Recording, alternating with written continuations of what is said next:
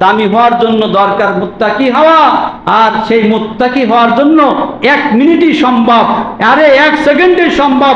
এখনই সিদ্ধান্ত নেওয়া, আল্লাহ আমার মধ্যে যে গুনাহ আছে, আমি কুদৃষ্টি করি, আমার মধ্যে গুনাহ আছে, আমি ফেসবুকে খারাপ জিনিস দেখি, আমার মধ্যে গুনাহ আছে অবৈধ মহিলার সাথে সম্পর্ক, অবৈধ ছেলের সাথে সম্পর্ক, আমার গুনাহ আছে আমার অন্য পুরুষের সাথে সম্পর্ক, আমার গুনাহ আছে বেপর্দা করার নেশা হয়ে গেছে, আমার গুনাহ আছে মার্কেটে না গেলে ভালো লাগে না, আমার গুনাহ আছে পর স্বামীর সাথে কথা না বললে ভালো লাগে না, আমার গুনাহ আছে পর বিবির সাথে কথা না বললে ভালো লাগে না। এখনো সুযোগ আছে, শুধু সিদ্ধান্ত নেবে যে না আমি আর গুনার কাজ করব না। মাত্র 1 সেকেন্ডের মধ্যে সিদ্ধান্ত, গুনাহ করবে না। আল্লাহ পাক রব্বুল আলামিন দিলের অবস্থা জানে। যখন এই লোকটা শতভাগ হিম্মত করবে গুনাহ করব না, এই সিদ্ধান্ত নিবে, পাকা সিদ্ধান্ত নিবে, আল্লাহ কয় আমিও পাকা সিদ্ধান্ত নিলাম তোকে জাহান্নামে দিব না। ইলাল্লাহি জামিআন আইয়ুহাল মুমিনুন লাআল্লাকুম তুফলিহুন। সাদাকাল্লাহুল আযীম। قال النبي صلى الله عليه وسلم اتق المحارم تكن عبد الناس أو كما قال عليه الصلاة والسلام. اللهم صل على محمد وعلى آل محمد كما صليت على إبراهيم وعلى آل إبراهيم إنك حميد مجيد. اللهم بارك على محمد وعلى آل محمد كما باركت على إبراهيم وعلى آل إبراهيم إنك حميد مجيد. سبحانك لا علم لنا إلا ما علمتنا إنك أنت العليم الحكيم. আলহামদুলিল্লাহ। আল্লাহ রব্বুল আলামিন রহমুর রহিমিন দয়া করে মেহেরবানি করে আমাকে আপনাদেরকে এই মাসিক ইসলাহি মজলিসে আসার সুযোগ দান করেছেন, তৌফিক দান করেছেন। আল্লাহ রব্বুল আলামিন যেন মেহেরবানি করে এই আশাকে বসাকে দয়া করে কবুল করে নেন। আল্লাহ পাক রব্বুল আলামিন আমাদের থেকে যেই পরিমাণ ইসলাহ চান, সংশোধন চান, আল্লাহ যেন আমাদের সকলকে ওই পরিমাণ ইসলাহ হয়ে সংশোধন হয়ে আল্লাহ পাকের মাহবুব বান্দা বান্দি হয়ে দুনিয়া থেকে যাওয়ার তৌফিক দান করেন। আমরা যে আসছি এই আশার আগ্রহ সৃষ্টি করেছেন আল্লাহ। কে সৃষ্টি করেছেন? আল্লাহ। মাই আয়া নেহি হো লা ইয়া গিয়া হো, আমি আসি নাই, আল্লাহ পাক রব্বুল আলামিন আমাকে এনেছে। এজন্য শুকর আদায় করা যে আল্লাহ পাক রব্বুল আলামিন আমাকে এই জিকিরের মজলিসে আসার জন্য সুযোগ দান করেছেন, তৌফিক দান করেছেন। দিল থেকে শুকর আদায় করা। মানুষ একমাত্র খুশি হতে পারে নেক কাজ করে। আমরা দুনিয়াতে তো যখন লাভ হয় তখন আমি খুশি হয়ে যাই, সন্তান ভালো রেজাল্ট করছে আমরা খুশি হয়ে যাই, হ্যাঁ, মেয়ের ভালো জায়গা বিবাহ ঠিক হয়ে গেছে খুশি হয়ে যাই। কিন্তু সব থেকে বেশি খুশি হওয়ার কথা হলো নেক কাজ করে। কারণ দুনিয়া যত খুশির বস্তু এটা একদিন শেষ হয়ে যাবে, ঠিক কি ঠিক না? কিন্তু আমার এই নেক কাজটা এটা তো আখিরাতের জন্য, স্থায়ী জীবনের জন্য।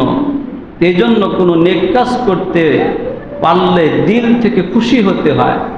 আর মানুষ যখন খুশি হয় সেই খুশির প্রভাব তার মুখের মধ্যেই দেখা যায়, ঠিক কি ঠিক?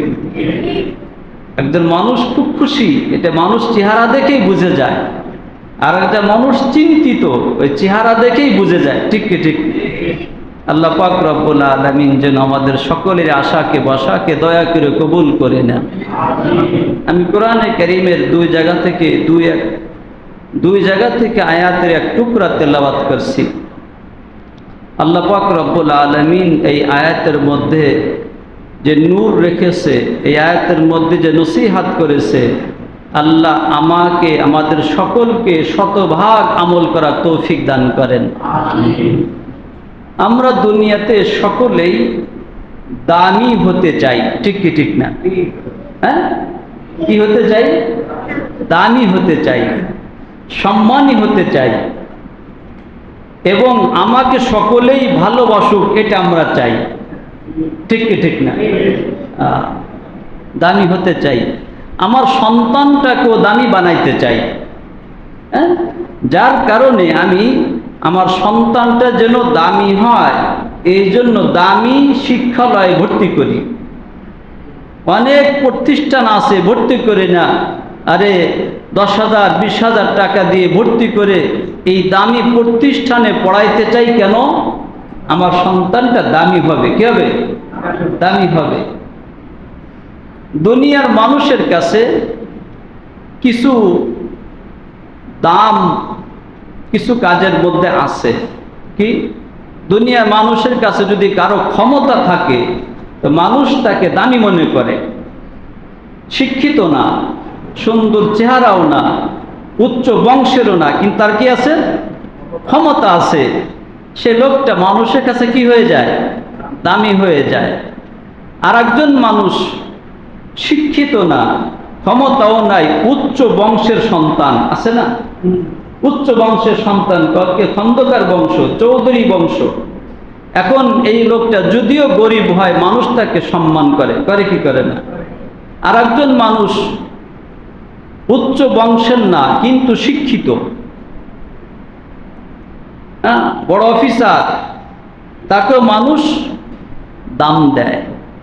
আর একজন মানুষ আরে শিক্ষিতও না, উচ্চ বংশেরও না, ক্ষমতাও নাই, কিন্তু অনেক সম্পদ আছে,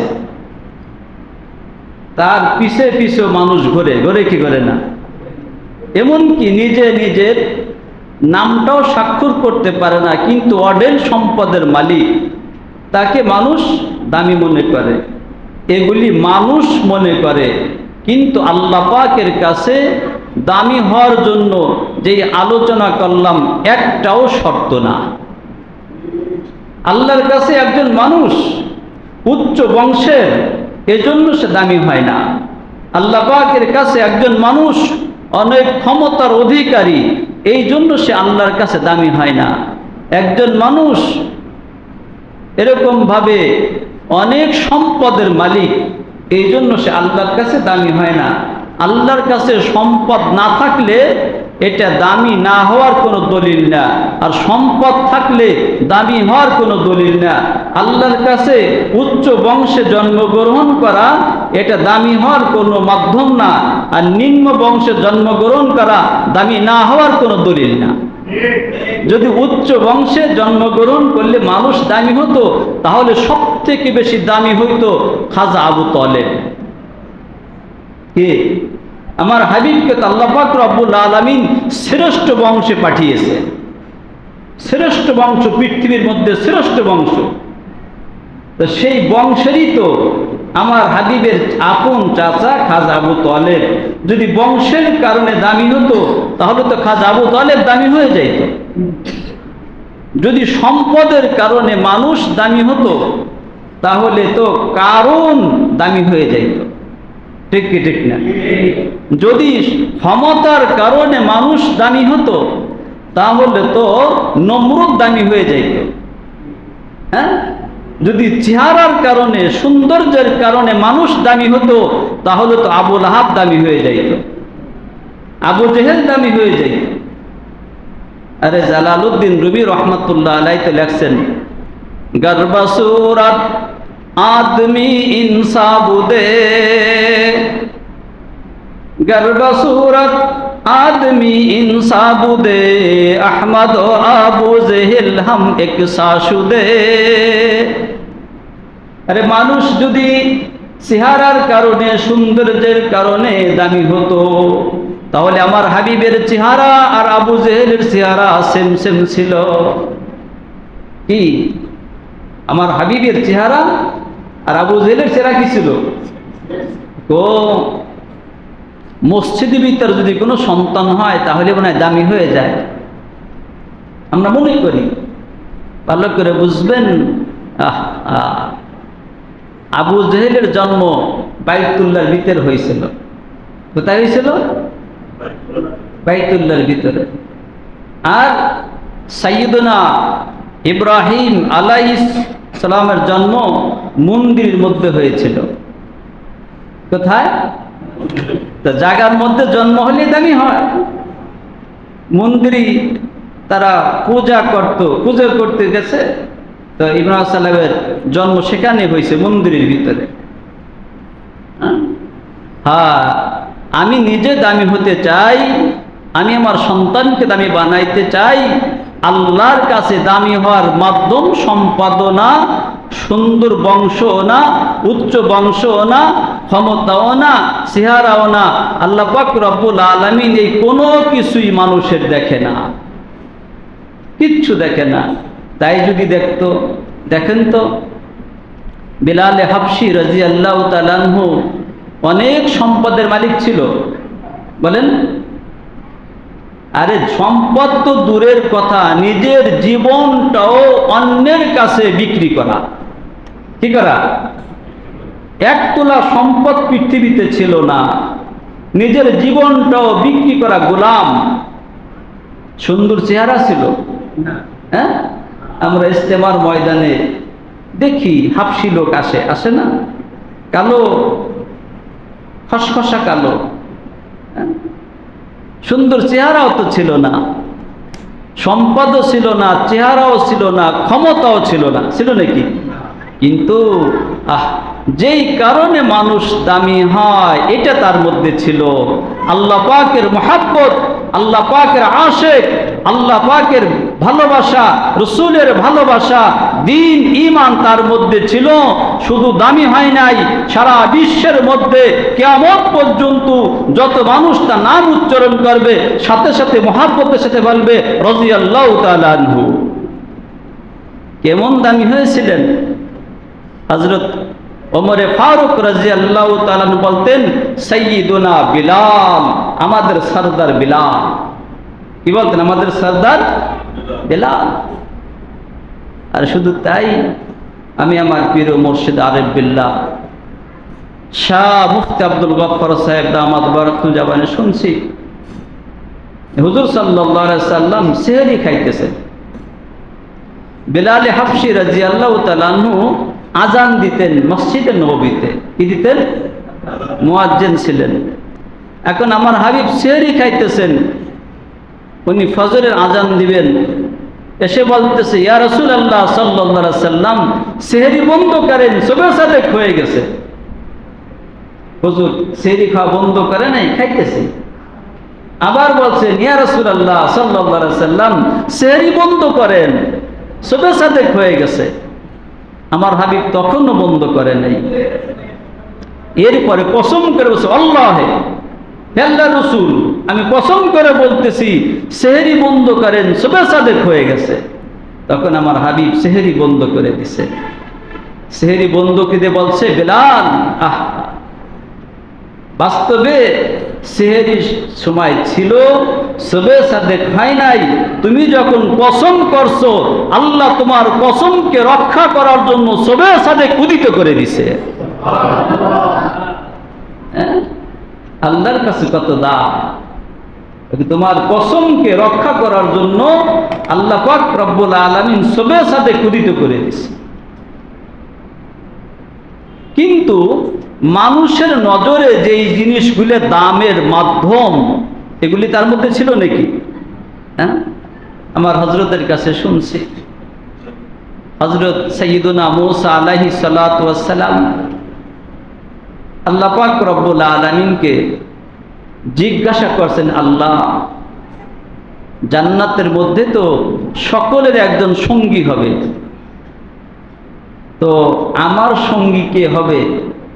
আপনি আমাকে একটু জানাই দিবেন যে জান্নাতের মধ্যে আমার সঙ্গী কে হবে, আপনি একটু জানাই দিবেন। আল্লাহ পাক রব্বুল আলামিন বললেন, হে মূসা, যাও অমুক ময়দানের মধ্যে দেখবা একজন বাদী ছাগল চড়াইতেছে, দুম্বা চড়াইতেছে, সে জান্নাতের মধ্যে তোমার সঙ্গী হবে।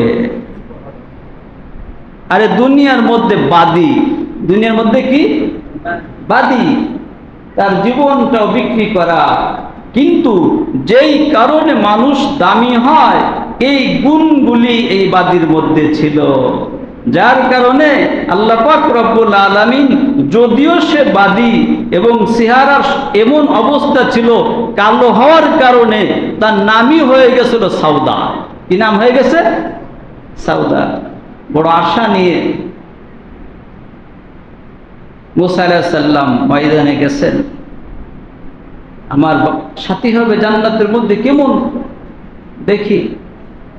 আরে যখন দেখে যে মরুভূমির ভিতরে একটা ওড়নাটা টেনে দিয়ে এরকম ভাবে আল্লাহ পাকের জিকির করতেছে আর ছাগল চড়াইতেছে,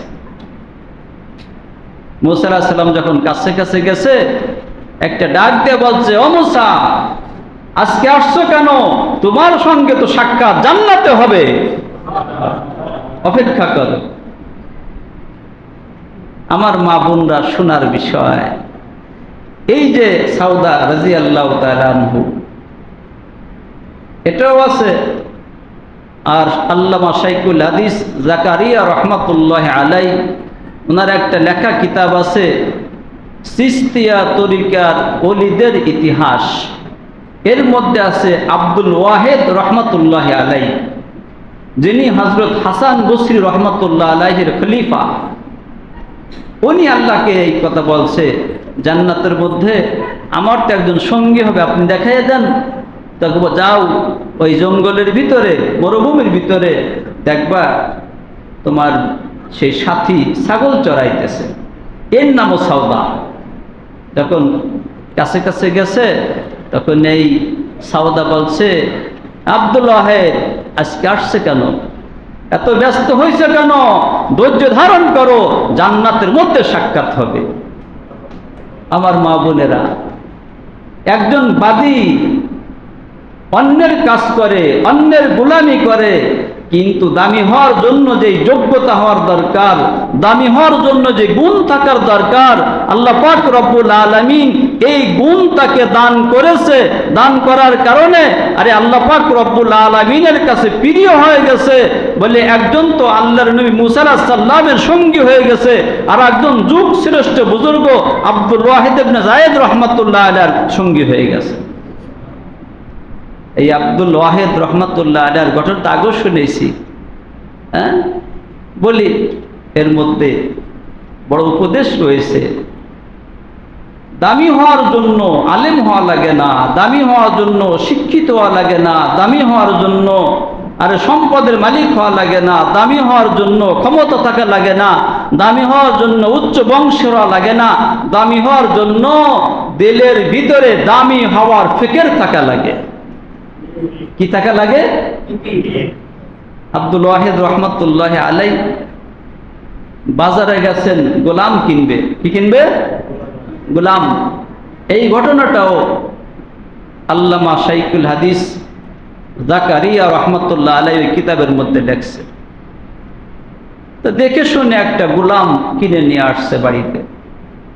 যখন গোলামকে নিয়ে বাড়ি আসছে তখন গোলাম একটা দাবি করছে, কি মালিক, বাস্তব জীবনের মালিক তো আল্লাহ, কিন্তু এখন যে কয়দিন দুনিয়াতে আসি আপনি আমাকে ক্রয় করছেন, এই জীবনের মালিক তো আপনি। আমি আপনার দিনেও গোলাম, রাত্রেও গোলাম, সবসময়ের জন্য গোলাম, সদা সর্বদা আপনার হুকুম পালন করাই আমার কাজ। ঠিক কি ঠিক না? আমি তো গোলাম। আমার একটা দাবি। কি দাবি তোমার? আমাকে 5 ওয়াক্ত নামাজ পড়ার সময় দিতে হবে। বড় খুশি, ঠিক আছে, তাজিব গোলাম। হ্যাঁ, তুমি দিরিস্তির মতন 5 ওয়াক্ত নামাজ পড়বা, তোমার ছুটি। আর একটা দাবি। কি দাবি? আমি তো আপনার দিনেও গোলাম, রাত্রেও গোলাম। বলে হ্যাঁ। কি মালিক, সারাদিন কাজ করব, মাগরিবের পর থেকে নিয়ে ফজর পর্যন্ত আমাকে একটু ছুটি দিবেন। এই যে ছুটি দিবেন, এই ছুটিটা তো আপনার গোলাম আমি, আপনার কাজ করার দায়িত্ব আমার, কিন্তু আমি যে ছুটি চাইলাম এর বিনিময়ে আমি আপনাকে একটা স্বর্ণ মুদ্র দিব, একটা স্বর্ণের টাকা প্রতিদিন দিব। আব্দুল ওয়াহিদ রহমতুল্লাহ বললেন, ঠিক আছে, তোমার ছুটি। প্রতিদিন মাগরিবের পরে চলে যাইত, ফজরের পরে এসে মালিককে একটা স্বর্ণ মুদ্র দিত এই গোলাম। কিছুদিন যখন এইভাবে চলতেছে, কিছু লোক যায় এরকম ভাবে আব্দুল ওয়াহিদ রহমতুল্লাহ আলাইকে বললেন, শোনো, তোমার গোলাম তো তোমাকে একটা টাকা দেয়। বলে, হ্যাঁ দেয়। কোথায় পায় জানো? সে তো কাফন চুরি করে। কি করে? কাফন চুরি করে। আর কিছু লোক বলল, তোমার গোলাম তো স্বর্ণকারের দোকানে কাজ করে, ওভার টাইম করে। এখন যার অধীনস্থ, যার অধীনে গোলাম থাকে, যার অধীনে সন্তান থাকে, যার অধীনে বিবি থাকে, এদেরকে ভালো করার জন্য তদারকি করা, তাজাসুসি করা, সে কি করে? এই দায়িত্ব অভিভাবকের। আমার মেয়েকে বালিশের মতন মোবাইলটা কিনে দিছে অবিবাহিত মেয়ে, সে কার সাথে কথা বলে, কাকে লাইভ পাঠায়, কাকে বন্ধু বানায়, আমার ফেকেন নাই। আমি মসজিদে তসবিহ পড়তে পড়তে মুখ দিয়ে ফেনা উঠে দিতেছি, কাজ হবে না, কাজ হবে না। আমার বিবি মার্কেটে যাইতেছে, বেপর্দা করে ঘুরে বেড়াইতেছে, আমার বিবির দায়িত্ব আমার না? আমার মেয়ের দায়িত্ব আমার না? এখন এই বিবি বেপর্দা ঘুরে বেড়াইতেছে, পর্দা করে না, আর আমি মসজিদে বসে তাসবিহ পড়ব আর জান্নাতে চলে যাব? কখনো না, কখনো না।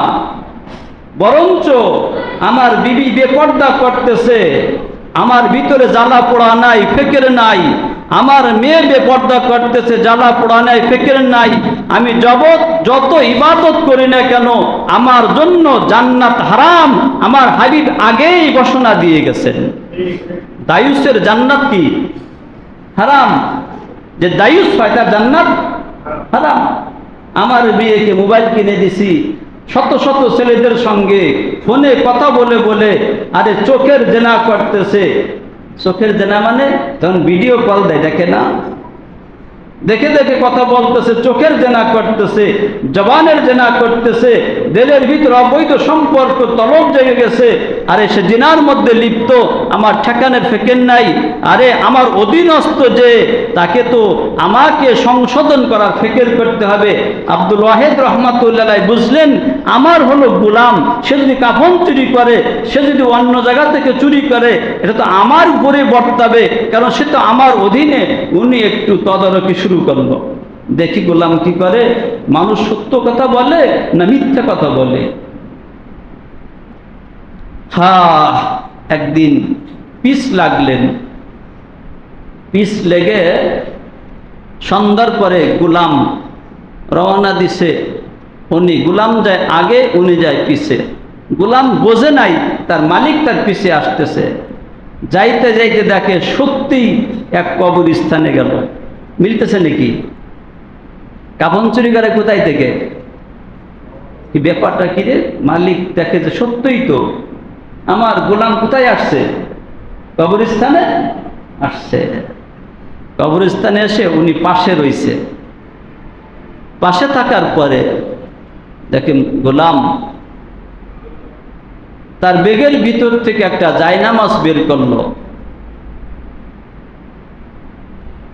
জায়নামাজ বের করে এখন নামাজে দাঁড়াইল, আর কোরআন তেলাওয়াত করে আর কান্দে, তেলাওয়াত করে আর কান্দে, তেলাওয়াত করে আর কান্দে। লম্বা রুকু করে, লম্বা সেজদা করে। জায়েদ, আব্দুল ওয়াহিদ ইবনে জায়েদ রহমাতুল্লাহ আলাইহি ভাবে, হারে কারে গোলাম বানাইছি, মানুষ তো তার ব্যাপারে মিথ্যা কথা বলছে। যখন রাত শেষের দিকে তখন হাত তুলছে, ও মাওলা, ও মাওলা, তুমিই তো আমার মালিক, কিন্তু দুনিয়ার জন্য আমার জীবনটা তো বিক্রি করা মাবুদ। এখন তোমার দরবার থেকে আমি চলে যাব, আর দিনে তোমার সাথে মধুর আলাপ করতে পারবো না। ও মাওলা, আমি আমার মালিকের সাথে একটা চুক্তি করেছি, যদি তুমি আমাকে আজকে একটা স্বর্ণের টাকা না দাও, আগামীকাল এসে আমি তোমার সঙ্গে মহব্বতের আচরণ করতে পারবো না, তোমাকে সিজদা করতে পারবো না, তোমার কাছে দোয়া করতে পারবো না, আমাকে আসতে দিবে না।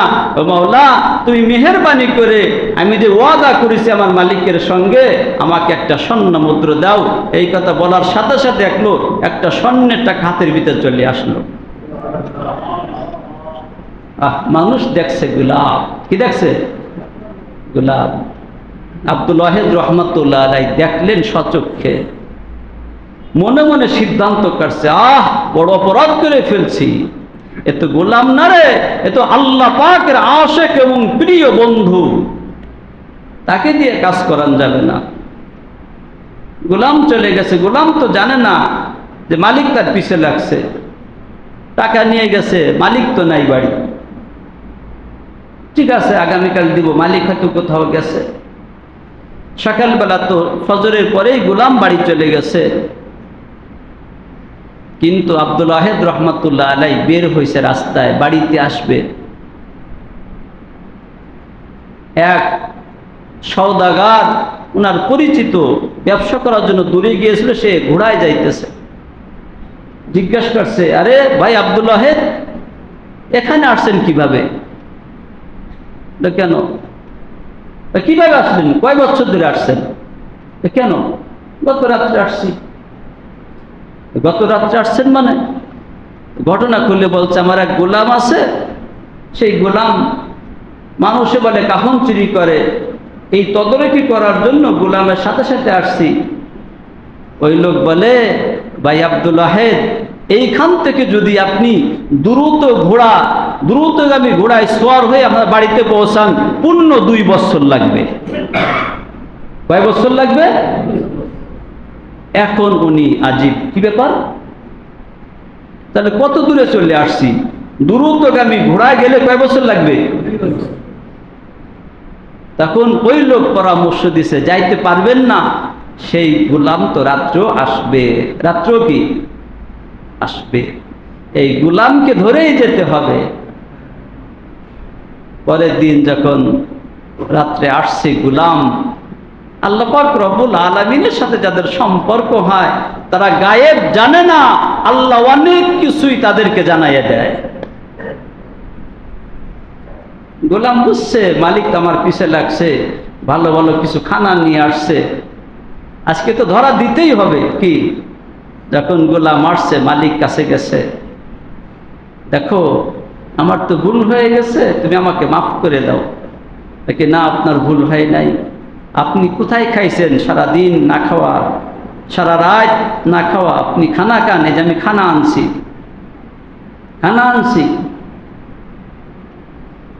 খানা খাইছে, বলছে যে আমার সাথে আপনি চলে যাবেন। যখন রাত কাটাইছে, আরে সকালবেলা মুহূর্তের মধ্যে বাড়িতে চলে আসছে। হ্যাঁ, এসে বলে, আপনি মনে মনে কি ভাবছিলেন? হ্যাঁ, যা ভাবছি তাই, যাও, আমি তোমাকে আজাদ করে দিলাম। এখন গোলাম কি মুঠ পাখান, হাত পাতেন। এখন হাত পাচ্ছে, দেখে স্বর্ণ মণিমুক্তা তার হাতের ভিতর দিয়ে দিছে।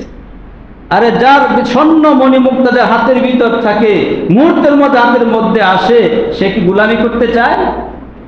আরে মানুষ দেখছে গোলামি, কিন্তু না, আল্লাহ পাকের এমন প্রিয় হয়ে গেছে, মানুষ দেখছে গোলাম, বাস্তবে আল্লাহ পাকের আপনজন বন্ধু। তা আমরা সকলেই দামি হতে চাই। দামি হওয়ার মাপকাঠি অর্থ না, দামি হওয়ার মাপকাঠি সম্পদ না, দামি হওয়ার মাপকাঠি শিক্ষা না, দামি হওয়ার মাপকাঠি ক্ষমতা না, দামি হওয়ার মাপকাঠি কি? আল্লাহ বলেন, ইন্না আকরামাকুম ইনদাল্লাহি আতকাকুম, ইন্না আকরামাকুম ইনদাল্লাহি আতকাকুম, তোমাদের মধ্যে সব থেকে বেশি দামি আল্লাহর কাছে ওই ব্যক্তি যেই ব্যক্তি তোমাদের মধ্যে সব থেকে বেশি পরহেজগার। তাহলে দামের মাপকাঠি কি? শিক্ষা না, দামের মাপকাঠি অর্থ না, দামের মাপকাঠি ক্ষমতা না, দামের মাপকাঠি হলো তাকওয়া, পরহেজগারি, তাকওয়া। এই তাকওয়া যদি একজন অশিক্ষিত লোকের মধ্যে থাকে, এই লোকটা দামি হয়ে যায়। এই তাকওয়া যদি কোনো আলেমের মধ্যে না থাকে, মানুষ তাকে দামি মনে করে, আল্লাহর কাছে দাম থাকে না। এই তাকওয়া যদি কোনো ভ্যান চালকের মধ্যে থাকে, যদিও সমাজে তার কোনো দাম নাই, তাকে চেয়ার দেয় না, তাকে দাওয়াত করে না, কিন্তু তাকওয়ার গুণ তার মধ্যে আছে, মানুষের কাছে দাম নাই, আল্লাহর কাছে বড় দামি, আল্লাহর কাছে বড় দামি। হ্যাঁ, এই তাকওয়ার গুণ শোনেন নাই? ঘটনা, খালি ঘটনা মনে পড়ে কেন? হযরত ওমর ফারুক রাদিয়াল্লাহু তাআলা আনহু, খলিফাতুল মুসলিমিন, হ্যাঁ, আরে বিভিন্ন সময় বেরোইতেন, খোঁজ খবর নিতেন, সফরে যাইতেছেন, তখন ক্ষুধাও লাগছে, ওই দেখে যে একজন গোলাম এরকম ছাগল চড়াইতেছে, তার কাছে গেছে, যা বলে এই ছাগল থেকে কিছু দুধ দই আমাদেরকে দাও, আমরা ক্ষুধার্ত। গোলাম বলে, না, আমি তো ছাগলের মালিক না, আমি হলো ছাগলের রাখাল, আমি হলো গোলাম। ঠিক আছে, তুমি দুধ দই আমাদেরকে দাও, অথবা একটা কাজ করো, একটা ছাগল আমাদের কাছে বিক্রি করো, বিক্রি করে আমরা দুধ খাবো, এরপরে জবাই করে গোশত খাবো। তোমার মালিক যদি জিজ্ঞাসা করে, বলবে যে কত ছাগলই তো বাগে নিয়ে যায়, ছাগলটা বাগে নিয়ে গেছে, এটা হলো পরীক্ষা করার জন্য বলতেছে। এই কথা বললে পারাই গোলামের চোখ লাল হয়ে গেছে। কি বলেন? হায় হায়, কি বলেন? না, মালিক তো দেখবে না, মালিক তো দেখবে না। সাথে সাথে গোলাম জবাব দিছে, আমার মালিক দেখবে না, তা আমার মালিক, আমার মালিকের মালিক আল্লাহ তো দেখবে। দেখবে কি দেখবে না? আমার মালিক দেখবে না, কিন্তু আমারও মালিক, আমার মালিকেরও মালিক আল্লাহ তো দেখবে। এই কথা বলার সাথে সাথে ওমরে ফারুক রাদিয়াল্লাহু তাআলা কেঁদে দিছে, কে গোলাম? কে তোকে গোলাম বানাইছে? এই দেশের মানুষ বাদশা নির্বাচন করতে বোঝে নাই, আরে তোমার মধ্যেই তো খলিফা হওয়ার যোগ্যতা ছিল, তুমি তো খিলাফতি চালাইতে পারতে। এখন গোলাম আরো রাগ, সাবধান, কি কথা বলেন? হযরত ওমর খলিফা, আপনি কার সাথে কার তুলনা দেন? হ্যাঁ, বলে হ্যাঁ, দেশ চালানোর জন্য, ক্ষমতা চালানোর জন্য যেই যোগ্যতা দরকার, আল্লাহ তো তোমার মধ্যে সেই যোগ্যতা দিছে। আরে আলামি আলামি আন্নাল্লাহ ইয়ারা, তুমি যেখানে যা কিছু করো না কেন আল্লাহ দেখতেছে, এই স্মরণিত সব থেকে বড় দৌলত। আরে তাকওয়া আল্লাহ তোমাকে দান করছে, মানুষ দেখছে গোলাম, বরঞ্চ তার মধ্যে কেমন তাকওয়া। তো একজন মানুষ যদি দামি হতে চায়, আমি আমার সন্তানকে দামি বানাইতে চাই, নিজে দামি হতে চাই, দামি হওয়ার একমাত্র মাধ্যম হলো তাকওয়া, পরহেজগারি, তাকওয়া, পরহেজগারি। আজকে এখানেই তো অভাব। তাকওয়া কাকে বলে? পরহেজগারি কাকে বলে? তাকওয়া বলে আল্লাহর ভয়ে জাহেরি বাতেনি সকল ধরনের গুনার কাজকে ছেড়ে দেওয়া। কার ভয়ে? সমাজের ভয়ে না, মানুষের ভয়ে না। হ্যাঁ, তবে সমাজের ভয় যদি সে গুনাহ ছেড়ে দেয় তাহলে গুনাহগার তো হইল না। মানুষের ভয় যদি গুনাহ ছেড়ে দেয় তা গুনাহগার তো হইল না। আরে শব্দটা হলো আল্লাহর ভয়ে যেই লোকটা সকল ধরনের গুনার কাছ থেকে বাঁচায় রাখে, এই লোকটা হলো পরহেজগার, এই লোকটা হলো মুত্তাকি। আল্লাহ পাক রব্বুল আলামিন একমাত্র দামি হওয়ার মাপকাঠি হলো পরহেজগারির মধ্যে। এটা যদি কোনো অশিক্ষিত লোকের মধ্যে থাকে, এটা যদি কোনো ভ্যান চালকের মধ্যে থাকে, এটা যদি কোনো গুলামের মধ্যে থাকে, এটা যদি কোনো মেথরের মধ্যে থাকে, এটা কোনো মহিলার মধ্যে থাকে, এটা কোনো যুবতীর মধ্যে থাকে, এটা যার মধ্যে থাকুক না কেন, দুনিয়ার মানুষ দাম দিক আর না দিক, সারা বিশ্ব জগতের সমস্ত মাখলুক, সমস্ত ফেরেশতারা, সমস্ত কিছু আল্লাহ তাকে দামি করে দিবেন। তার কাছে মানুষ দাম দিক আর না দিক, আল্লাহর কাছে কি হয়ে যাবে? দামি হয়ে যাবে। আজকে আমি নিজের সন্তানকে দামি বানানোর জন্য একজন বেধর্মীর কাছে তুলে দিতেছি, আমার অনুভূতি নাই আমার সন্তান দামি হবে না বেদামা হয়ে যাবে, অনুভূতি নাই, বরঞ্চ আর এক ঘটনা মনে পড়ে যাবে। মুফতি শফি সাহেব রহমতুল্লাহ আলাই, নাম শুনছেন না? তাফসিরে মারিফুল কোরআনের লেখক, যুগ শ্রেষ্ঠ বুজুর্গ, থানভী রহমতুল্লাহ আলাইহির খলিফা। উনি ওনার সন্তান ছোট্ট, কেবল 4-5-6 বছর, 5 বছর পার হয়েছে, তার নাম ছিল জাকি।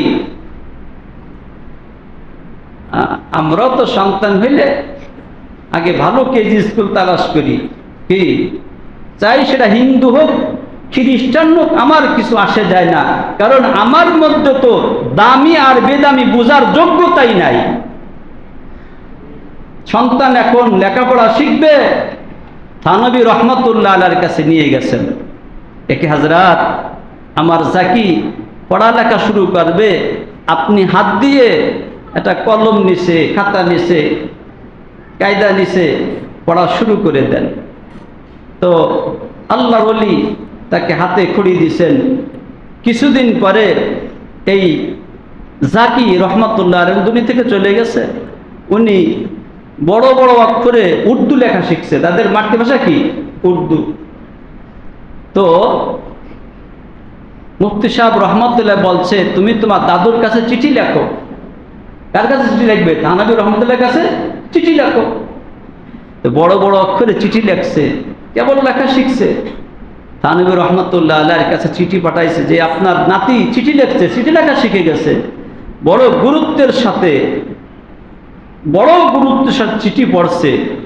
চিঠি পড়ে থানভী রহমতুল্লাহ আলাইহি এই 5-6 বছরের ছেলের কাছে চিঠির উত্তর লিখতেছে। কত গুরুত্ব!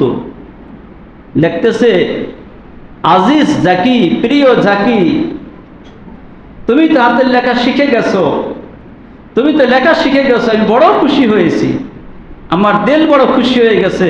তবে তুমি হাতের লেখাকে আরো সুন্দর করার চেষ্টা করো, সুন্দর করার।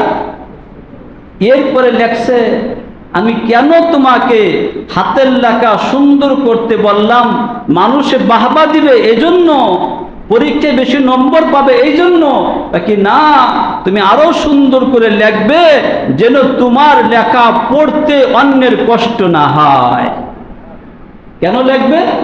হাতের লেখা সুন্দর করবে কেন? যে তোমার পড়া লেখা পড়তে অন্যের কি না হয়। এই কথা লেখছে, আমি তো তোমাকে এখন থেকেই আল্লাহওয়ালা বানাইতেছি, আমি তোমাকে আমি তোমাকে এখন থেকে কি বানাইতেছি বলেন? আরে ছেলের বয়স 5 বছর 6 বছর, বলে আমি এখনই তোমাকে আল্লাহওয়ালা বানাইতেছি। আর আমার 6 বছরের সন্তানটাকে যার কাছে পড়াই, সে আল্লাহ চেনে না, সে দ্বীন বোঝে না, সে কোরআন চেনে না, সে পাক না পাক চেনে না, ওই সোহবাতে পড়ে আমার ছেলের আল্লাহওয়ালা হওয়া বড় কঠিন। ঠিক কি ঠিক না? কেন? বলে আমি দামি কোন জিনিস, বেদামা কোন জিনিস, এই মূল্যায়ন আমার কাছে নাই, এই মূল্যায়ন আমার কাছে নাই। এজন্য এই দামি আমাদের সকলেই হতে মনে চায় না? কেমন দামি! আরে এত দাম হবে, এত সম্মান হবে, একজন নেককার লোক যখন দুনিয়া থেকে বিদায় নিয়ে যায়, সমস্ত আসমান জমিন, সমস্ত মাখলুক কাঁদতে থাকে। কেন? লোকটা দামি ছিল। কি ছিল? দামি ছিল। দামির মাপকাঠি হলো পরহেজগারি, তাকওয়া।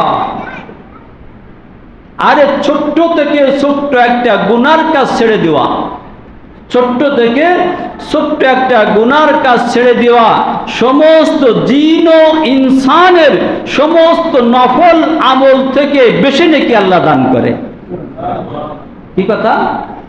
একটা মাত্র কাজ ছেড়ে দিছে, ছোট্ট একটা গুনার কাজ ছেড়ে দিছে।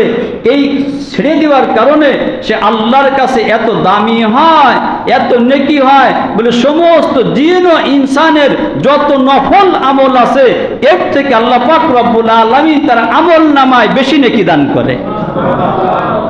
এই তাকওয়া, পরহেজগারি।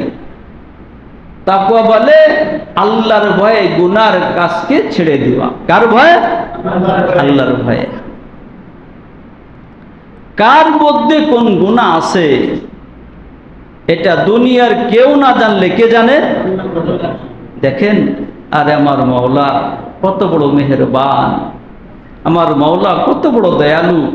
দুনিয়াতে যদি কেউ একটা অন্যায় কাজ করে, তখন যে অন্যায় করে তার অভিভাবকের কাছে নালিশ দেয়, আপনার ছেলে এই অন্যায় করছে, দেয় কি দেয় না?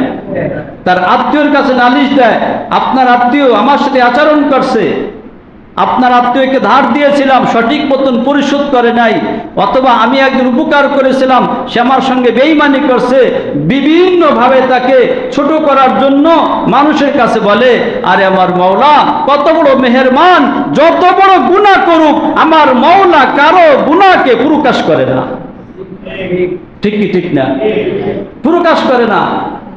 কেন প্রকাশ করে না? কি দেখ, আমি গোপন রাখছি, তুই গোপনেই আমার কাছে মাপ চেয়ে ফেলা, আমি আল্লাহ তোকে ক্ষমা করে দিয়ে আমার বন্ধু বানায় নিব। এই জন্য এই পরহেজগারি, তাকওয়া, এটা হলো দামি হওয়ার কি বলেন মাপকাঠি। দামি হওয়ার মাপকাঠি আমরা কি বুঝলাম?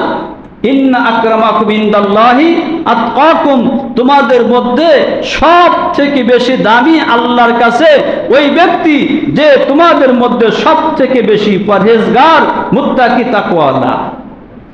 এই গুনার কাজগুলিকে ছাড়া এক এক সময় এক একটা গুনাহ বিস্তার লাভ করে, যেমনি ভাবে এক একটা সময় এক একটা রোগ বিস্তার লাভ করে।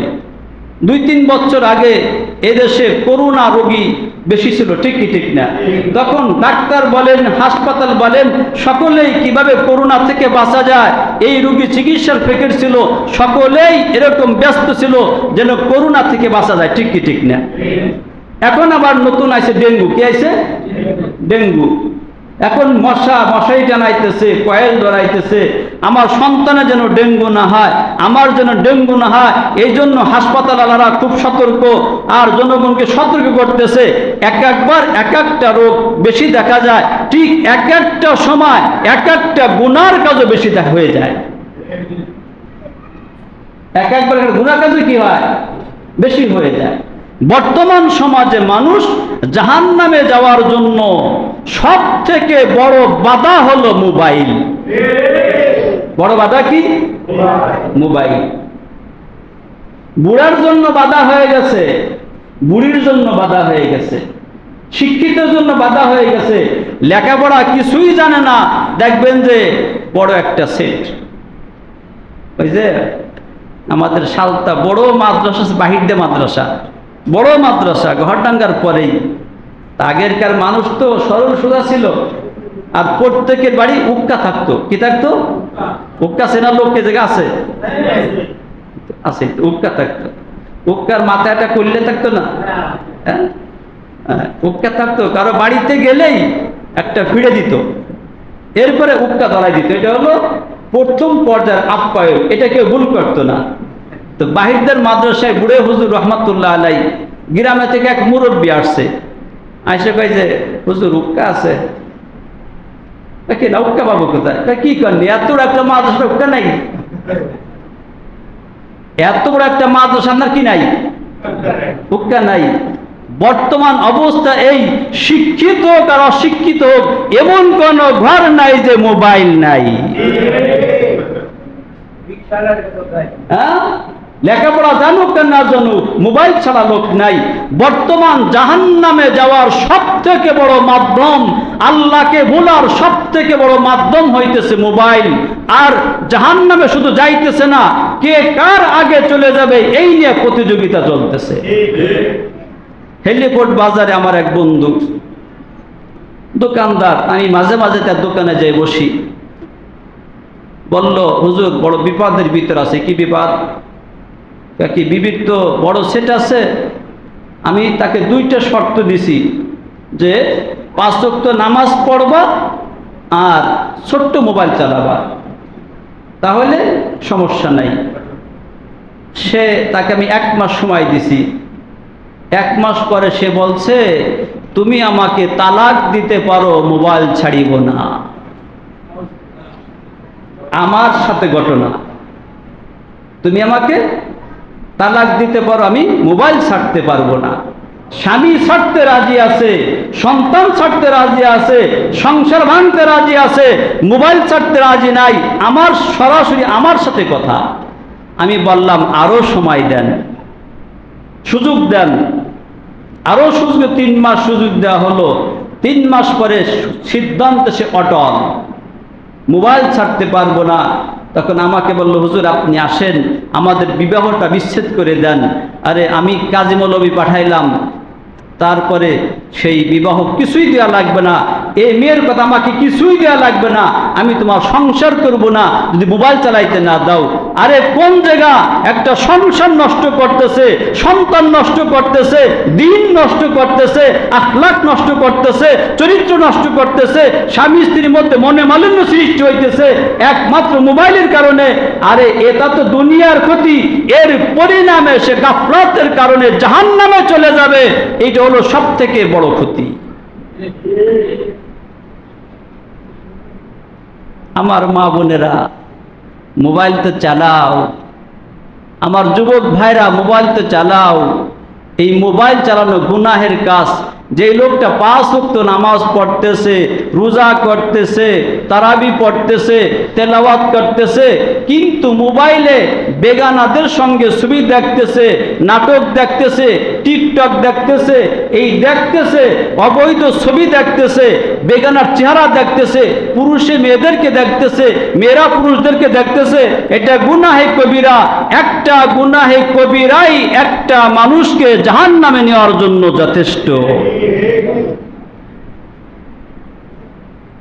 তুমি যদি শান্তি চাও, দুনিয়ার শান্তি চাও, ভালো করে বুঝবা, একজন মানুষের গলায় একটা সাপ পেঁচাই দেওয়া। কি পেঁচাই দেওয়া? সাপ পেঁচাই দেওয়া। কি সাপ? বুকু সাপ। এই সাপটা পেঁচাই দেওয়া। এখন এসিওয়ালা রুম আছে, এসিওয়ালা রুম, এই এসির মধ্যে এই গলায় সাপ পেঁচানো অবস্থায় সে কি একটু মহব্বতের সাথে, প্রশান্তির সাথে ঘুমাইতে পারবে? হ্যাঁ, কেন? ভাই কখন যেন কামড় মারে। আরে এই সাপ তার গলায় পেঁচানো আছে, বিভিন্ন প্রকারের খাদ্য তার সামনে পরিবেশন করা হয়েছে, সে মজা করে খেতে পারবে? হ্যাঁ, এই সাপ গলায় পেঁচানো আছে, বাগানের ভিতরে ছেড়ে দিবে, সেই বাগানে যা সে মজা করে ঘুরবে, এই শান্তি সে পাবে? এই সাপ গলায় পেঁচানো আছে, পার্কের ভিতরে তাকে কত চিড়িয়াখানায় ঘুরতে দিবে, সে মজা করে ঘুরতে পারবে? আমার বন্ধুরা ভালো করে বুঝেন, যেই লোকটা একটা কবিরা গুনার সাথে জড়িত, কেমন যেন তার গলায় একটা বিষাক্ত সাপ পেঁচানো আছে। এর দিলের ভিতরে আমি কসম করে বলতে পারি, সে যত বড় কিছুই হোক না কেন, তার দিলের ভিতরে এক বিন্দু শান্তি নাই, শান্তি নাই। হোক তার এসওয়ালা গাড়ি বাড়ি টাকা পয়সা, হোক সে ক্ষমতার মালিক, হোক সে শিক্ষিত, হোক সে কোটি কোটি টাকা কামাই করবে, শান্তির জায়গা হলো দিল। এই যে একটা গুনাহ, কবিরা গুনার সাপ তার গলার মধ্যে পেঁচানো রয়েছে, এই লোকটাকে মানুষ মনে করে সেন্টের গ্রান বলে, মানুষ মনে করে বড় টাকা পাশে মানুষ গড়ে। এর সাথে নির্জনে বসে জিজ্ঞাসা করে দেখবেন, এর দিলের মধ্যে শান্তি নাই, শান্তি নাই। কারণটা কি? এক একটা গুনাহ এক একটা সাপ থেকেও মারাত্মক। আমার পীর ও মুর্শিদ আরিফ বিল্লাহ শাহ মুফতি আব্দুল গফফার সাহেব দামাত বরকাতুম বলেন, আরে সাপে জীবন নিতে পারবে, জাহান্নামে দিতে পারবে না। ঠিক কি ঠিক না? সাপেকে জাহান্নামে দিতে পারবে, বরঞ্চ যদি কোনো ব্যক্তি সাপের কামড়ে মারা যায় তাকে তো শহীদের কথা বলা হয়েছে। কি বলা হয়েছে? শহীদের কথা বলা হয়েছে। শহীদের মর্তবা আল্লাহ তাকে দান করবে, শহীদের সব দান করবে। তো সাপে জীবন নিতে পারবে, সাপে জাহান্নামে নিতে পারবে না। ও আমার মা বোনেরা, রাত্রে শুয়ে শুয়ে তুমি টিভি দেখতেছো, অবৈধ ছবি দেখতেছো, সন্তান পালনের ফিকির নাই, স্বামীর খেদমতের ফিকির নাই, স্বামীকে সময় দেওয়ার ফিকির নাই। আর একটা ছেলে সারাদিন ওই ধরনের মেয়েদেরকে দেখতেছে, যার কারণে তার দিল তো আগেই বুকিং হয়ে গেছে, বিবির সাথে মিল নাই। আর ঘরটা হয়ে গেছে জাহান্নামের টুকরা, স্বামীর সাথে স্ত্রীর মিল নাই, স্ত্রীর সাথে স্বামীর মিল নাই। কারণটা কি? উভয় তার চোখ নাপাক করার কারণে দিলের ভিতর থেকে শান্তি চলে গেছে। এখন স্বামী স্ত্রীতে দূরত্ব সৃষ্টি হয়ে গেছে। গুনার কাজ ছেড়ে দাও, কুদৃষ্টি ছেড়ে দাও, মোবাইল ছেড়ে দাও, নজর হেফাজত করো। তোমার ওই বিবি তোমার কাছে সর্বশ্রেষ্ঠ সুন্দরী মনে হবে। তুমি স্বামীকে মহব্বত করো, অপর ছেলের সঙ্গে কথা বলা ছেড়ে দাও, ওই সমস্ত ছেলেদের দেখা ছেড়ে দাও, নজর হেফাজত করো। দেখবা তোমার কাছে তোমার স্বামী বিশ্বের মধ্যে শ্রেষ্ঠ সুন্দর স্বামী মনে হবে। খালি আখিরাতের অশান্তি না, দুনিয়ার অশান্তি শুরু হয়েছে। প্রথম তো দুনিয়ার অশান্তি, যারা জাহান্নামী হবে আল্লাহ প্রথমে তাদেরকে দুনিয়াতেই অশান্তি দান করবে। লিমান খাফা মাকাম রাব্বিহি জান্নাতান। আমার হযরত বলমারিতে একদিন খুব জোশের সাথে বলতেছিলেন, এই আয়াতের অর্থ কি? আর যারা আল্লাহ বলেন যে কোনো ব্যক্তি এই ভয় করে আল্লাহর সামনে আমাকে দাঁড়াইয়া আমার জীবনের হিসেব দেওয়া লাগবে, আমার কথার হিসেব দেওয়া লাগবে, আমার কাজের হিসেব দেওয়া লাগবে, এই হিসেব দেওয়ার ভয়ে যে আমাকে তো আল্লাহর সামনে দাঁড়ানো লাগবে, সে সকল ধরনের গুনার কাজ ছেড়ে দেয়। আল্লাহ বলেন আমি আল্লাহ তাকে দুটি জান্নাত দান করব।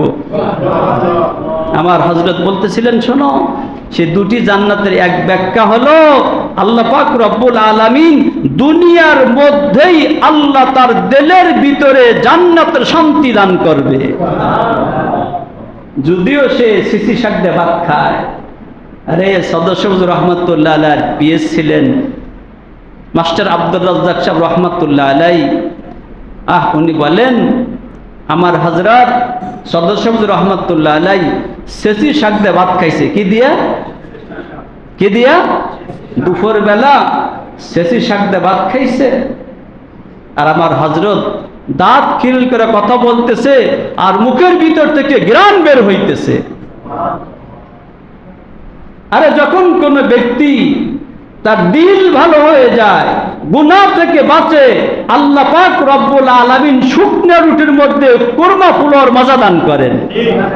আর যখন দিলের ভিতরে অশান্তি থাকে, কুরমা ফল তার কাছে মজা লাগে না। আর দিলের মধ্যে অশান্তি হয় কিসের কারণে? গুনাহের কারণে। এক একটা কবিরা গুনাহ তো এক একটা বিষাক্ত সাপ গলায় পেঁচায় নেওয়ার মতো। তুমি শান্তি তালাশ করো। এখন এই লোকটা বিবির কাছে শান্তি পায় না, বাগানে শান্তি পায় না, ঘরে শান্তি পায় না, খানার মধ্যে মজা পায় না। কারণ তার গলায় কি পেঁচানো? আরে একজন বড় মুহাব্বতের, কে আমার কাছে বাস টান্দা সাপটাকে ফেলাই দিছে। কি দিছে? যখন সাপটাকে ফেলাই দিছে, দেখবেন আমরা ছোটবেলা দেখতাম কৃষকরা পাট নিড়াইত, এরপরে তাল গাছের সেওয়ায় আইসা ওই গামছাটা বিছিয়ে ঘুমাইতেছে, নাক ডাকতেছে। ঠিক কি ঠিক না? অনেক সাথে ভ্যানেলারা গাড়িটা এরকম ভাবে সেওয়াই রাইকা ওই ভ্যানের পর শুয়ে থাকে, বালিশ আছে, বালিশ কাতা কিচ্ছু নাই, কিন্তু নাক ডেকে ঘুমাইতেছে। কারণটা কি? দিলের ভিতরে শান্তি আছে। কি আছে? আরে যখন তোমার এখনো সুযোগ আছে, তুমি যেই গুনাহের মধ্যে আসো, তওবার মাধ্যমে ওই গুনার সাপটাকে ছুঁড়ে ফেলে মারো, আল্লাহ তোমাকে দুনিয়াতেই শান্তির জীবন দান করবে। দুনিয়াতেই শান্তির জীবন দান করবে, তোমার সংসার শান্তি হয়ে যাবে, তুমি তোমার স্বামীর কাছে মহব্বতের হয়ে যাবে, তুমি তোমার বিবির কাছে মহব্বতের হয়ে যাবে, তুমি তোমার সন্তানের কাছে মহব্বতের হয়ে যাবে, তুমি তোমার প্রতিবেশীর কাছে মহব্বতের হয়ে যাবে।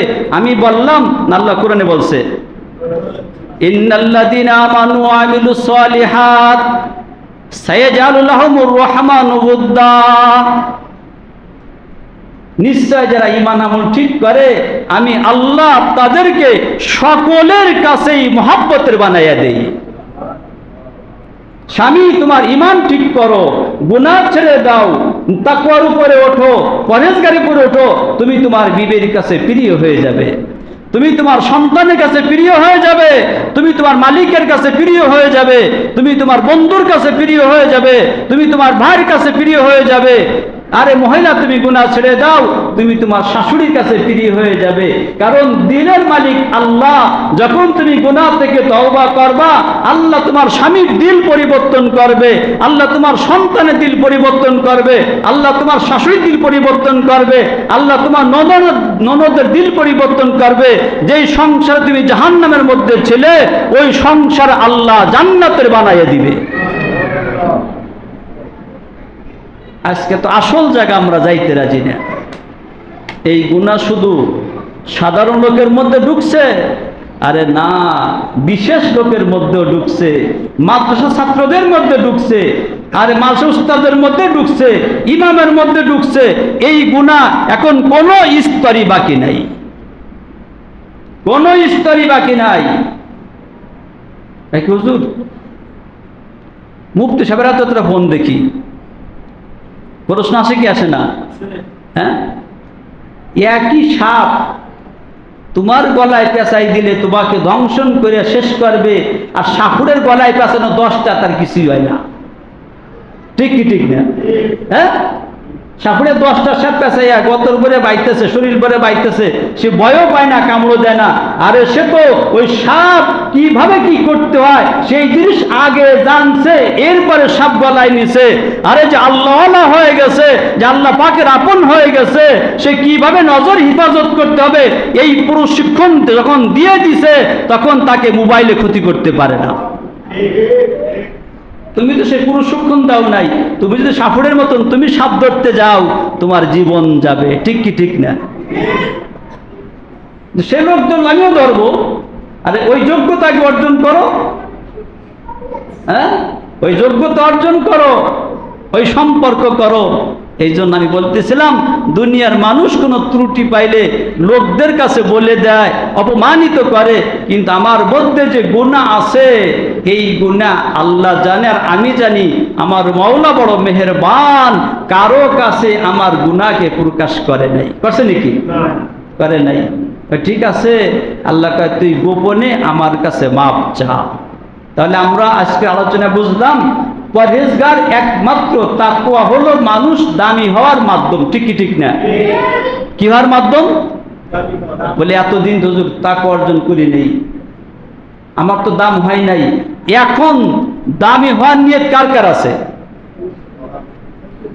একেবারে কোনাকুনি পদ দামি হওয়ার। 1 বছরও লাগবে না, আত্মমান, একদিনও লাগবে না, 1 বছরও লাগবে না, একদিনও লাগবে না। কিভাবে দামি হয়ে যাবেন? আল্লাহ বলেন, ওয়াতুবু ইলাল্লাহি জামিআন আইয়ুহাল মুমিনুন লাআল্লাকুম তুফলিহুন। হে বান্দা বান্দি, হে ইমানদাররা, মোবাইলের গুনার মধ্যে লিপ্ত, চোখের জেনার মধ্যে লিপ্ত, গিবাত করার মধ্যে লিপ্ত, সুদ খাওয়ার মধ্যে লিপ্ত, ঘুষ খাওয়ার মধ্যে লিপ্ত, আরে অন্যের জমি জবরদখল করে, এই ভাই ছবি উঠাবো না, অন্যের জমি জবরদখল করে খাইতেছো, বিভিন্ন গুনাহের মধ্যে লিপ্ত। আল্লাহ কয় তোর ভয় নাই, তুই এরকম ভাবে নিরাশ হোস না। আরে তুই যত গুনাহ করছিস আমি জানি আর তুই জানিস, আমি আল্লাহ কারো কাছে প্রকাশ করি নেই। তুই গোপনেই আমার কাছে ক্ষমা চা, আমি আল্লাহ গোপনেই তোকে মাফ করে দিব। জালালউদ্দিন রুমি রহমাতুল্লাহ আলাই মাসনাবি শরীফের মধ্যে এক ঘটনা লেখছে। কি ঘটনা? একজন লোক, তার নাম হলো নাসুহা। কি নাম? নাসুহা। লোকটা পুরুষ, লোকটা কি, কিন্তু দাড়ি ওঠে নাই। দেখতে দেখা যায় মহিলাদের কাটিং, কণ্ঠটাও মহিলাদের কাটিং এর মতো। এই লোকটা বাস্তবে পুরুষ, পুরুষের সবকিছুই তার আছে, চাহিদাও আছে, বাস্তবে পুরুষ। এখন ওই দেশের বাদশা নিয়োগ দিছে যে তার মেয়েকে গোসল করানোর জন্য একজন মহিলার দরকার। এই নাসুহা শাড়ি পরে, ব্লাউজ গায়ে দিয়ে, একেবারে চুড়ি পরে, গহনা পরে ইন্টারভিউ দিছে। ইন্টারভিউতে চাকরি হয়ে গেছে। কি চাকরি হয়েছে? বাচ্চার মেয়েদেরকে গোসল করাবে। কত বড় জঘন্য অপরাধ! দীর্ঘদিন করাইতেছে এবং এই গোসল করানোর কারণে মেয়েদের কাছে সে বড় সুনাম, তার বাকি যে যোগ্য লোক, বড় খুশি গোসল করানোর মাধ্যমে। একদিন হঠাৎ করে এই মেয়েদের হার হারাই গেছে। কি হারাই গেছে? হার হারাই গেছে। এখন বাচ্চা বলতেছে হার গেছে, যাক তোমাদেরকে বানাই দিব। কি না, ওই হারটা দীর্ঘদিন পড়ছি, ওইটাই লাগবে। তখন বাচ্চা বলে, আরে গেটের দরজা লাগাইয়া দাও, হারটা একটু আগে হারাইছে, গেটের দরজা লাগাইয়া দাও। এরপরে পুরুষদেরকে পুরুষরা চেক করুক, মেয়েদেরকে মেয়েরা চেক করুক, অবশ্যই হার পাওয়া যাবে। ঠিক কি ঠিক না? এখন তো নাসুহার 12টা বাজতেছে। কি নাসুয়া দাঁড়াইছে কোন কাতারে? মেয়েদের কাতারে। এখন তো তল্লাশি করবে, একেবারে মেয়েরা সব জায়গা তল্লাশি করবে। এখন নাসুয়া তার জীবনের সময় গুনতেছে। একটু পরে যখন আমার কাছে তল্লাশি আসবে আর চিৎকার দিয়ে বলবে, আরে বড় নাফরমান, বড় নেমক খারাপ, এটা তো পুরুষ। সাথে সাথে বাচ্চার মেজাজ গরম হবে, জল্লাদকে পাঠাই দিবে, আমাকে নিয়ে ফাঁসিতে ঝুলিয়ে দিবে। এই ফাঁসি দিলেও তো আমার অন্যায় ক্ষমা হয় না, আমাকে একটু পরেই ফাঁসি হয়ে যাবে, এই কল্পনা ভিতরে জ্বলতেছে। কান্না করারও কায়দা নাই। কি কান্না করারও? জিজ্ঞাসা করবে, তুমি কান্দো কেন? কি আরে আমার মাওলা, আরে আমার মাওলা, আমার মাওলা, আমি যেখানেই থাকি, যে অবস্থায় থাকি, আমার মাওলার সাথে কথা বলার যোগ্যতা সকলেরই আছে। আছে কি আছে না? জোরেও বলা লাগে না, মনে মনে বললেই হয়। নাসুহা এখন বড় বিপদে। কেমন বিপদে ওই লোকটা ছাড়া কেউ বোঝে নাই। বুঝবে? হ্যাঁ, তালাশ করতে করতে পাশের জন তল্লাশি চলতেছে।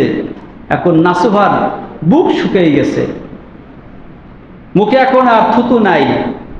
এখন এখনই আমাকে ধরবে, তালাশ করবে, আর একটা চিৎকার দিবে তালাশ করেনওয়ালা, আর জল্লাদ চলে আসবে, আমাকে শুলিতে চুড়াই দিবে। একটু পরে আমার জীবন শেষ হয়ে যাবে।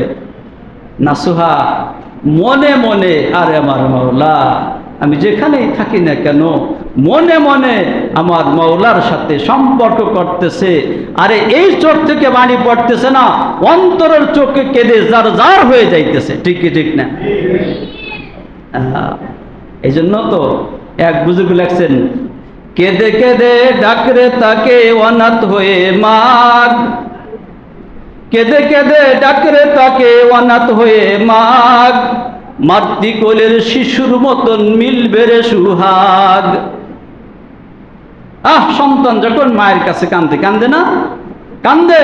মা তার কান্নাকে থামানোর জন্য মাথায় হাত দেয়, পিঠে হাত দেয়, মুখে চুমা দেয়, যা চাও আব্বা তোমাকে তাই দিব, তুমি কান্না করো না। আর আল্লাহর বুজুর্গ বলেন, কেঁদে কেঁদে ডাকরে তাকে অনাথ হয়ে মাগ, কেঁদে কেঁদে ডাকরে তাকে অনাথ হয়ে মাগ, মাতৃ কোলের শিশুর মতন মিলবে রে সুহাগ। আল্লাহকে কেঁদে কেঁদে ডাক, আল্লাহকে সিজদার মধ্যে ডাক, তাহাজ্জুদের মধ্যে ডাক, মুনাজাতের মধ্যে ডাক। একবার দেখবে আল্লাহ পাক রব্বুল আলামিন তার কুদরতি হাতের মাথায় বুলাইতেছে। আর আল্লাহর কুদরতি হাতের মাথায় বুলাইতেছে। এরকম কান্না তো আমরা পারি না। এখন তো নাসুহা চোখের পানি তো পড়তেছে না, ভিতরে কান্না জার জার হয়ে যাইতেছে। ও মাওলা, আজই হায়াত শেষ হয়ে যাবে। আজকে তো আমাদের চোখ গুনাহ করার কারণে ভিতরে শক্ত, চোখে পানি নাই।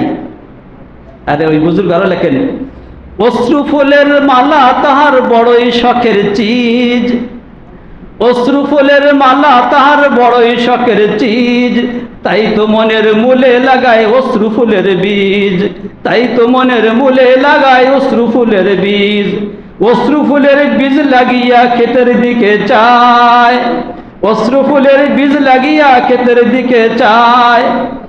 ভিতরে, অন্তরের ভিতরে একটা চোখ আছে, এই দিলের ভিতরে এক চোখ আছে, এখানে একটা, সেই চোখের ভিতরে আল্লাহ পাক রব্বুল আলামিন পানি রাখছে। যখন কোন মানুষ কোন আল্লাহ পাকের বেদায় ব্যতীত হয়, তার বইয়ের পুরস্কার তার চোখ থেকে পানি বের হইতে থাকে। হয় কি হয় না? অশ্রু ফুলের মালা তাহার বড়ই শখের চিজ। আরে যা কিছু না পছন্দ হয় না, একবার তুমি আরে কান্নার মালা নিয়ে যাও, এটা আমার মালিকের কাছে বড় পছন্দ। আমি তো বলি, আমরা ইংরেজিকে ইন্টারন্যাশনাল ভাষা বলি, আমি তো বলি একমাত্র কান্না হইতেছে ইন্টারন্যাশনাল ভাষা। কারণ আরবের ছেলেরাও কান্দে, বাংলার ছেলেরাও কান্দে, আমেরিকার ছেলেরাও কান্দে। একটা ছোট বাচ্চা এখনো জবানে ভাষা নাই, কিন্তু আল্লাহ পাক রব্বুল আলামিন প্রতিজন সন্তানকে কান্নার ভাষা দিয়ে দেয়, দেখি দেয় না? এই ভাষাটা তো ইন্টারন্যাশনাল ভাষা, সমস্ত সন্তানই কান্দে, ঠিক কি ঠিক না? এখন মা বোঝে আমার সন্তানের ক্ষুধা লাগছে, মা বোঝে আমার সন্তানের পেট ব্যথাইতেছে, মা এই বোঝে, আর বোঝার কারণে এই কান্নার মাধ্যমে ওই অবুঝ ওই শিশুটা তার সব অধিকার আদায় করে নিয়ে যায়। আর যদি কোনো ব্যক্তি কান্নার গুণ অর্জন করতে পারে, সে আল্লাহর থেকেও সব কিছু নিতে পারবে। এখন নাসুহা কান্দে, কোন চোখে কান্দে? এখান তো কান্দার কায়দা নাই, ধরা পড়ে যাবে। আয় আল্লাহ, আমি আপনার কাছে সুযোগ চাই। আল্লাহ, আমি তওবা করতেছি, আর অপরাধ করব না, আর নাফরমানি করব না। আপনি আমাকে একটু সুযোগ দেন। আল্লাহ, আপনি তো পারেন, আপনি তো সাগরকে পাহাড় বানাইতে পারেন, পাহাড়কে সাগর বানাইতে পারেন, রাতকে দিন বানাইতে পারেন, দিনকে রাত বানাইতে পারেন, জীবিতকে মৃত্যু বানাইতে পারেন, মৃত্যুকে জীবিত বানাইতে পারেন। সব ক্ষমতা তো আপনার আছে। আপনি যে কোনো অবস্থাতে যে কোনো পরিবর্তন ঘটাই দিতে পারেন, এই বিশ্বাস আমার আছে। আমি বিপদগ্রস্ত, আমাকে আপনি বাঁচাইতে পারবেন, এই বিশ্বাস আমার আছে। আমি আপনার কাছে খালেস দিলে তওবা করতেছি, আর কোনোদিন নাফরমানি করব না। আপনি আমাকে ক্ষমা করেন। আর আল্লাহ কি বলছে? ওমাইয়াত্তাকিল্লাহা ইয়াজআল লাহু মাখরাজা। যে কোন ব্যক্তি আমাকে ভয় করে আর গুনার কাজ ছেড়ে দেয়, আমি আল্লাহ যে কোনো সংকীর্ণতায় তাকে রাস্তা করে দেই। নাসুহা খালেস তওবা করতেছে। অপরাধটা তো ছোটখাটো অপরাধ না, ছোটখাটো অপরাধ নাকি? বাদশার কলিজায় হাত দিছে না? নাসুহা আল্লাহর কাছে গোপনে ইমাম সাহেবের কাছে গেছে, পীর সাহেবের কাছে গেছে, হাতে হাত দিছে, মুখে জোরে বলছে, আমার মাওলা তো মনের খবরও জানে। জানে কি জানে না? মনে মনে সন্ধি, আমি তোমার দলে চলে আসব, আমি আর শয়তানের দলে থাকবো না। শয়তান আমাকে এগুলো করাইছে, ঠিক কি ঠিক না? আমি ওয়াদা করতেছি, তুমি আমাকে সুযোগ দাও, আমি তোমার দলে চলে আসব। পাশের লোকটা তল্লাশি চলতেছে, এরপরেই নাসুহাকে ধরবে। একটা পাখিতে ওইখানে হাড়টাকে ফেলে দিল। এখন কি তল্লাশির প্রয়োজন আছে? হ্যাঁ, এখন আর তল্লাশির প্রয়োজন নাই। নাসুহা বুঝলো আমার মাওলা আমার তওবাকে গ্রহণ করেছেন, আর নাফরমানি করা যায় না। সকলে হার নিয়ে ব্যস্ত, নাসুহা এক দৌড় দিছে, বাচ্চার প্রাসাদ থেকে বেরিয়ে একটু দৌড়াইতেছে আর বলতেছে, আমার মাওলা কত বড় মেহেরবান, আমার মাওলা কত বড় পাপ কি ক্ষমা করে, আমার মাওলা কত বড় পাপীকে রাস্তা করে দেয়, আর গুনার কাজ করব না। বাচ্চা লোক পাঠায়, ধরে আন, ও কি অন্যায় করে নাই? বাকি না বাচ্চা, আর করব না, আর করব না। এতদিন মালিককে চিনতাম না, চিনে ফেলছি, আমার মালিক বড় দয়ালু। ঠিক কি ঠিক না? জালালউদ্দিন রুমি রহমাতুল্লাহ লেখে, মায়ুস না হো আহলে জমি अपने खता से, मायूस न हो अहले जमी अपनी खता से, तकदीर बदल जाती है मुज़तर की दुआ से। हे जगतबासी, তোরা নিরাশ হইস না, নিরাশের কোনো প্রয়োজন নাই। আল্লাহর কাছে ভিক্ষুকের ন্যায়, মুসাফিরের ন্যায় তওবা কর, চোখের পানি ছেড়ে দে। আল্লাহ তোর জাহান্নামী জীবনটাকে জান্নাতি জীবন বানাইয়া দিবে। এখন সুযোগ আছে কি আছে না? সুযোগ আছে কি আছে না? মোবাইল ছাড়বো না জাহান্নামে যাব, কোনটা সিদ্ধান্ত নেওয়ার দরকার? ওই যে মহিলা তো স্বামী ছাড়ছে, কি ছাড়ছে? মোবাইল ছাড়ে নাই। আরে আমি যদি মোবাইল না ছাড়ি তাহলে কেমন যেন আমি মোবাইল ছাড়বো না জাহান্নামে যাব, এটা আমার সিদ্ধান্ত। ঠিক কি ঠিক না? আমি গুনাহ ছাড়বো না জাহান্নামে যাব, এটা আমার সিদ্ধান্ত। আমি গীবত ছাড়বো না জাহান্নামে যাব, এটা আমার সিদ্ধান্ত। আমি কুদৃষ্টি ছাড়বো না জাহান্নামে যাব, এটা আমার সিদ্ধান্ত। কোনো ব্যক্তিকে আল্লাহ জাহান্নামে দিবে না, প্রতিজন মানুষ ইচ্ছা করে জাহান্নামে যাবে। আল্লাহ কাউকে জাহান্নামে দিবে না, ইচ্ছে করে আমরা জাহান্নামে যাব। কারণ সে তো ছাড়ার জন্য সুযোগ দিছে, সে তো ছাড়ার জন্য এই দাওয়াত দেওয়ার জন্য নবীদেরকে পাঠাইছে, কোরআন পাঠাইছে, হক্কের উলামাগণ বুঝাইতেছে। বাকি এখন আমি ছাড়ি না মানে আমি সিদ্ধান্ত নিছি আমি জাহান্নামেই যাব। তা তুমি যদি জাহান্নামে যাইতে চাও, আল্লাহকে আমার কিসের ট্যাক্সে তোমাকে জান্নাতে দিব? তুমি যখন ইচ্ছা করে যেতে চাও, আমার কি প্রয়োজন আমি তোমাকে জান্নাতে দিব? তো কোন মানুষ, আল্লাহ কাউকে জাহান্নামে দেয় না, সে ইচ্ছা করে জাহান্নামে যায়। কিন্তু জাহান্নাম যদি চিনতাম, জাহান্নাম যদি বুঝতাম, তাহলে আমি এই সিদ্ধান্ত নিতাম না। আরে জাহান্নাম তো দূরের কথা, জাহান্নাম তো দূরের কথা, একটা সাপের কামড়ে মানুষ 1 ঘন্টা হায়াত পাইতে চায় না। আর সেই জাহান্নামের মধ্যে এমন বিষাক্ত সাপ আছে যে একটা সাপ যদি একবার দুনিয়ার মধ্যে নিঃশ্বাস ত্যাগ করত, সারা দুনিয়া বিষাক্ত হওয়ার কারণে সারা দুনিয়াতে কোনো গাছপালা, তরুলতা, ঘাসপাতা কিছুই আর জ্বালাইত না। এমন সাপগুলি ধ্বংসন করতে থাকবে, সাপগুলি ধ্বংসন করতে থাকবে। এক একটা বিচ্ছু হবে খচ্চরের ন্যায়, এই বিচ্ছুগুলি তার শরীরে জড়াই দেওয়া হবে। আরে জাহান্নামীদের কথা তো আল্লাহ কোরআনে বলছে আগুনের তশক। কিসের তশক? এই যে বর্তমান যে রোদ ওঠে, যদি পাকা রাস্তার উপরে 3টে ল্যাব গাই দিয়া একটা লোককে শোয়াই দেওয়া হয়, হাত পা বাইন্ধে দিয়া, 2 দিন থাকতে পারবে? হ্যাঁ, 2-4 ঘন্টা পরে ওর অবস্থা শেষ। ঠিক কি ঠিক না? বরঞ্চ এর তো আগুন না, জাহান্নামীদের শাস্তির কথা আল্লাহ কোরআনে বলছে আগুনের তশক। কিসের তশক? আগুনের তশক, আগুনের ল্যাপ, আগুনের বালিশ, এর উপরে শোয়া মুখের ভিতর দিয়া এরকম তামা তরল করে তার মুখে ডালা হবে। আল্লাহ শাস্তি বিবরণ দিয়ে দিছে। জাহান্নামের ফেরেশতারাও এরা যখন জাহান্নামে চলে যাবে, চলে যাওয়ার পরে এই জাহান্নামীদেরকে আল্লাহ পাক রব্বুল আলামিন ক্ষুধা চাপাই দিবে। আমার হযরতে জবানে শুনছি ক্ষুধা লাগবে, তখন তারা খানা খানা বলে চিৎকার করবে, খানা খানা বলে চিৎকার করবে। কতদিন করবে আল্লাহই ভালো জানে। এরপরে তাদের সামনে কাঁটাওয়ালা জাক্কুম গাছ, যেই গাছে বড় বড় কাঁটা, এই গাছ তার সামনে দেওয়া হবে। বলে এই গাছগুলোকে সে খাওয়া চাবানো শুরু করবে। আল্লাহ কোরআনে বলছে ক্ষুধা নিবারণ হবে না, তৃপ্তিও লাগবে না। যখন এই গাছগুলো ডোক চিপতে যাবে, এই গলার কাছে কাঁটাগুলো বেঁধে যাবে। তখন সে বুঝতো দুনিয়াতে যখন কারো কিছু গলায় বেঁধে যায় তো কি তালাশ করে? পানি। তখন তার আল্লাহর কাছে পানি চাবে, তখন তাদেরকে জাহান্নামীদের রক্ত এবং পুজ যা টকবক করতেছে, এটা জাহান্নামী ফেরেশতারাও হাত দিয়ে ধরতে পারবে না।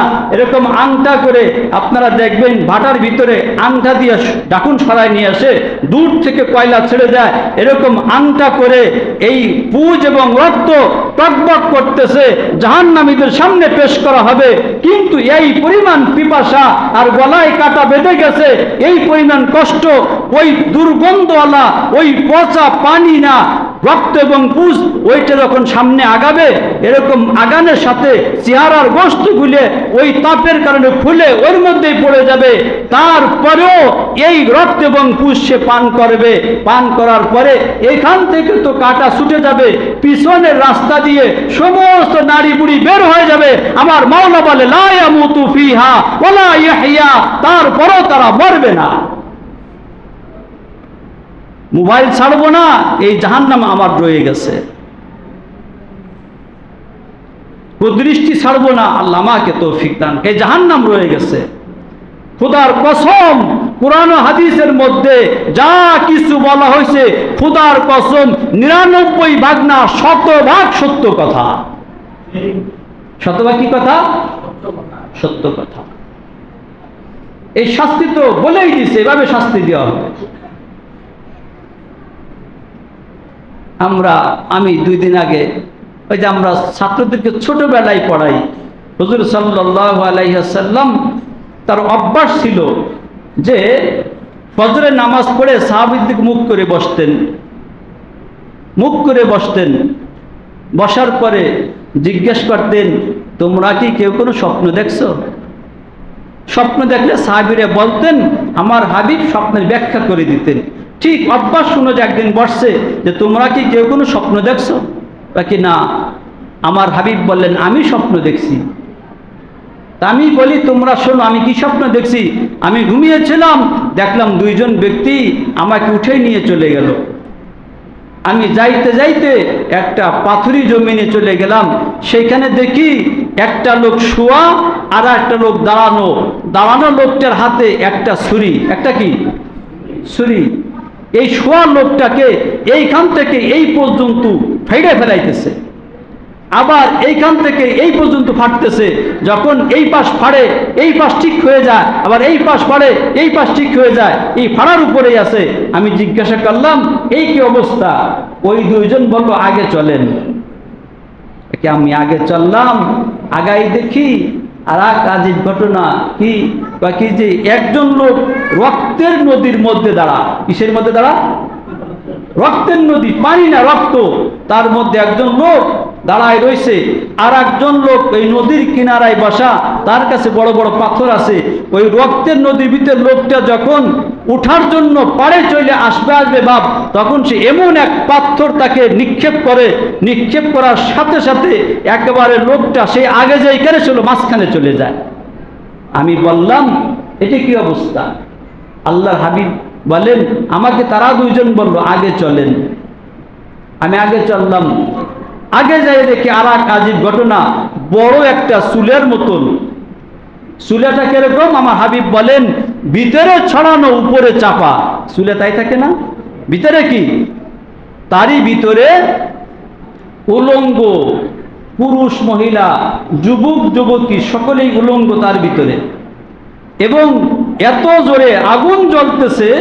উলঙ্গ অবস্থায় এই লোকগুলা একেবারে চুলের মুখে চলে আসে, আবার নিচে চলে যায়, আবার মুখে চলে আসে, আবার নিচে চলে যায়। লম্বা ঘটনা। আমি বললাম এ কি? আল্লাহর হাবিব বললেন যে আমাকে তার বলে আগে চলো। যাই হোক, এই 3 জনের কথাই বলি। যখন আমাকে সারা রাত ঘুরেছে, আমি জিজ্ঞাসা করলাম সারা রাত ঘুরেলেন আমাকে কি দেখাইলেন? বলে দেখো যেই লোকটাকে তুমি দেখছো আমি জিব্রাইল আর ইনি মিকাইল। হে রবি আপনি শোনেন, যাকে আপনি দেখছেন যেরকম ভাবে তার এরকম চওল চিরা হইতেছে, এই লোকটা হলো মিথ্যা কথা বলতো। কি বলতো? বর্তমান মিথ্যা কথা আমাদের কাছে মিথ্যাই মনে হয় না। এমনকি 2, 4, 10, 20টা মিথ্যা কথা না বলে সকালে নাস্তা অনেকে করে না। বরঞ্চ আমার হাবিবকে দেখাই দিছে নবীদের স্বপ্ন হলো ওহী। নবীদের স্বপ্ন কি? ওহী। যারা মিথ্যা কথা বলবে তাদের শাস্তি আপনি দেখে যান। এরকম সারা জীবন কিয়ামত পর্যন্ত তাকে চেরা হইতেছে, চেরা হবে, এই শাস্তি চলতেই থাকবে। কারণটা সে মিথ্যাবাদী ছিল। আজকে এই মোবাইল বের হওয়ার কারণে মিথ্যাটা আরো বেড়ে গেছে। আমি মহিলা মিথ্যায় জড়িত, আমি ব্যবসায়ী মিথ্যায় জড়িত, আমি পুরুষ মিথ্যায় জড়িত।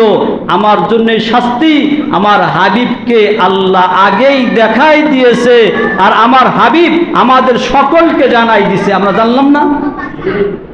আমার যদি মিথ্যার অভ্যাস থাকে, আমার এখনো সুযোগ আছে, আমি মিথ্যাকে ছেড়ে দেই। মিথ্যাকে আর একজন দেখলাম শুয়ে রয়েছে, তার মাথা হইছে, পাথর মারতেছে, আবার মাথা কুললেই যাইতেছে, আবার যখন পাথর আনতে যায় মাথা ঠিক হয়ে যাইতেছে।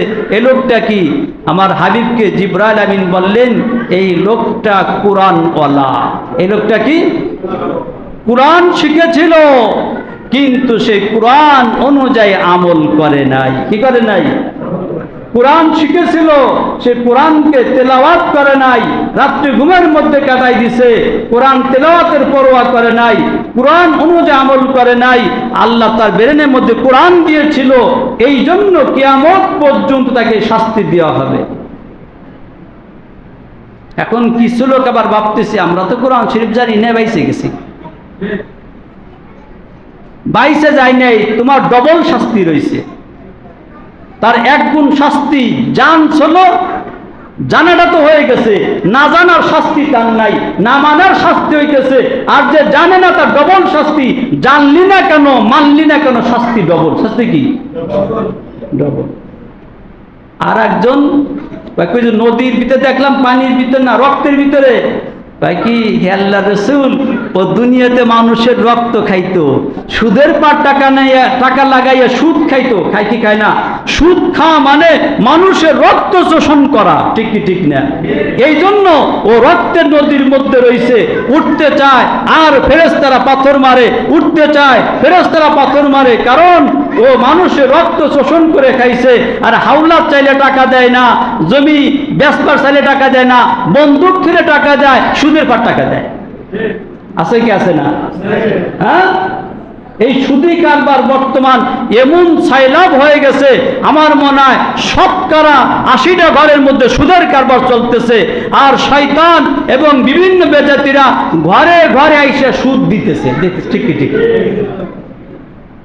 ঘরে ঘরে সুদ দিতেছে। কিস্তি ছাড়া মানুষই তো নাই বর্তমান, কিস্তি ছাড়া লোকই তো তালাশ করে পাওয়া কঠিন। ঠিক কি ঠিক না?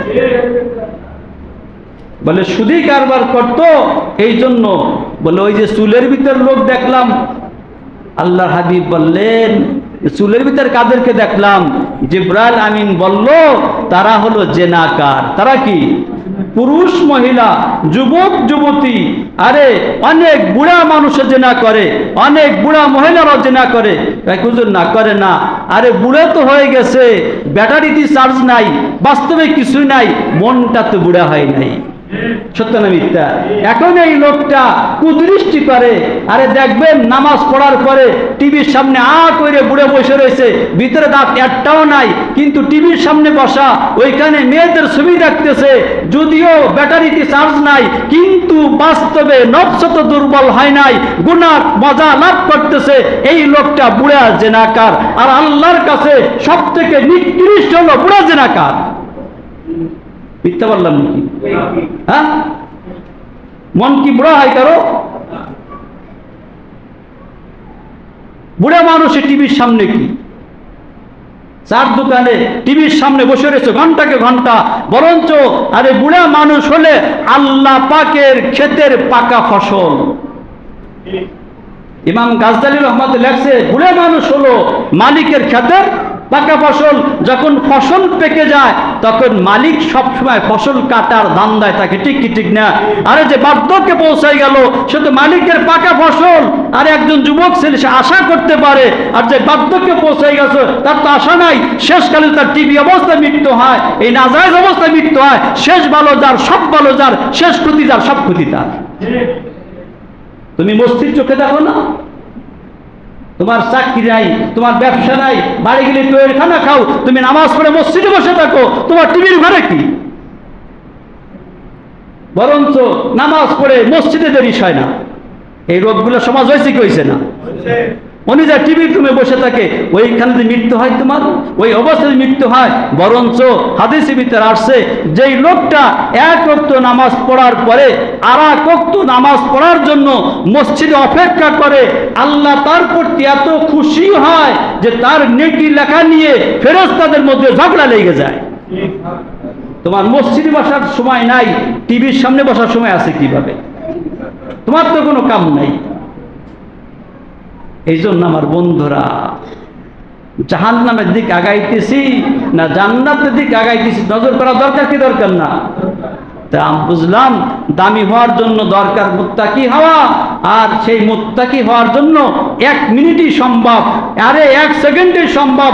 এখনই সিদ্ধান্ত নেওয়া, আল্লাহ আমার মধ্যে যে গুনাহ আছে, আমি কুদৃষ্টি করি, আমার মধ্যে গুনাহ আছে, আমি ফেসবুকে খারাপ জিনিস দেখি, আমার মধ্যে গুনাহ আছে, অবৈধ মহিলার সাথে সম্পর্ক, অবৈধ ছেলের সাথে সম্পর্ক, আমার গুনাহ আছে, আমার অন্য পুরুষের সাথে সম্পর্ক, আমার গুনাহ আছে, বেপর্দা করার নেশা হয়ে গেছে, আমার গুনাহ আছে, মার্কেটে না গেলে ভালো লাগে না, আমার গুনাহ আছে, পর স্বামীর সাথে কথা না বললে ভালো লাগে না, আমার গুনাহ আছে, পর বিবির সাথে কথা না বললে ভালো লাগে না। এখনো সুযোগ আছে, শুধু সিদ্ধান্ত নেবে যে না আমি আর গুনার কাজ করব না।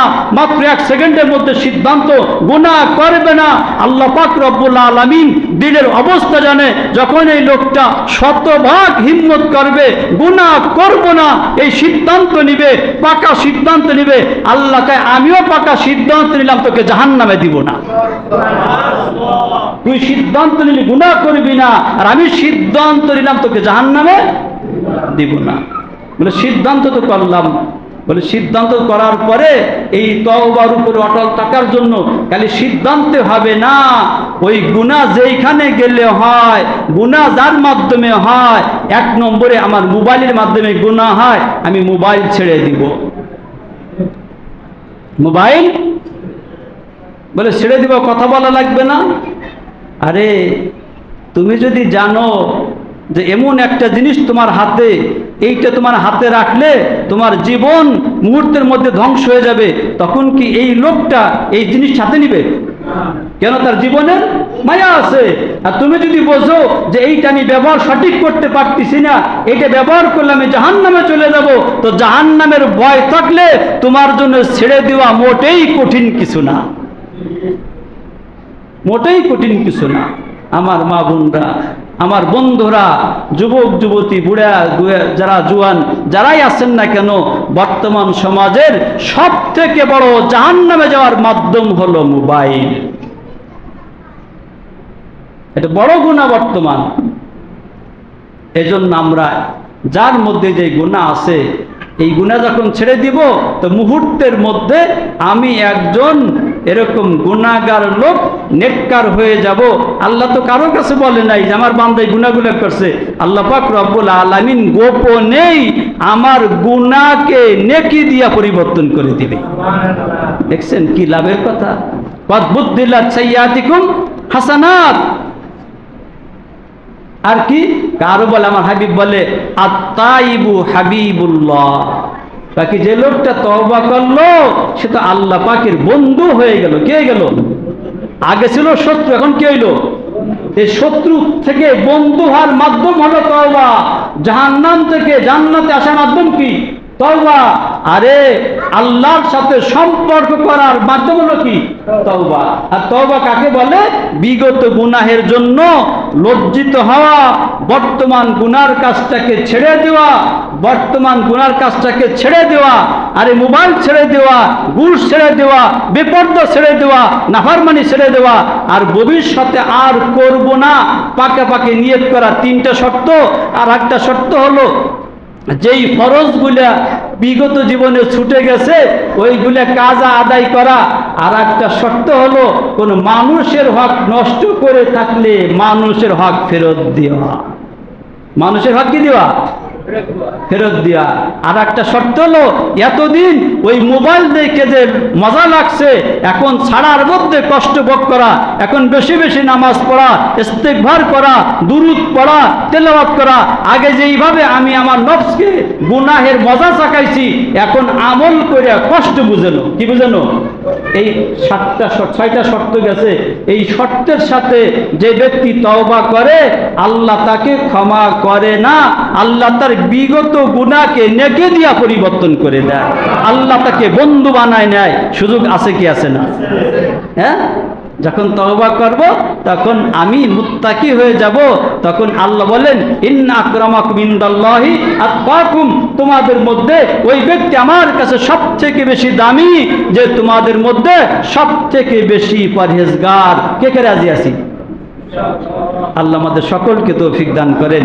বিশেষভাবে 2টা গুনাহ, চোখের গুনাহ, জবানের গুনাহ, এই 2 গুনাহ থেকে যে লোকটা শতভাগ নিজেকে বাঁচাইতে পারবে, আল্লাহর হাবিব বলেন আমি তার জান্নাতের গ্যারান্টি দিয়ে দিলাম।